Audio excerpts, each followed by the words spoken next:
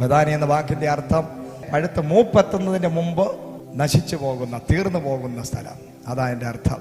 അതാ അവിടെ സംഭവിച്ചത്. ലാസർ യൗവന പ്രായത്തിൽ മരിച്ചു. ദൈവത്തിന്റെ പ്ലാനും പദ്ധതി അനുസരിച്ച് ഒരു ആയുസ്സോ ആരോഗ്യമോ അല്ലെങ്കിൽ എത്തേണ്ട ഇടത്ത് എത്തുന്നതിന് മുമ്പ് പകുതി വഴിയിൽ വെച്ച് നശിച്ചു പോകുന്ന ശാപം പിടിച്ച സ്ഥലമാണ്. ഒന്നിനും പൂർത്തീകരണം വരാത്ത സ്ഥലമാണ് ബഥാനിയ. മരണം സംഭവിച്ച ലാസറിന്റെ ഭവനം, ആ യൗവന പ്രായത്തിൽ മരിച്ചവന്റെ ഭവനത്തിൽ യേശു കയറിയപ്പോൾ അവന്റെ ജീവിത ആയുസ് മടങ്ങി വന്നു.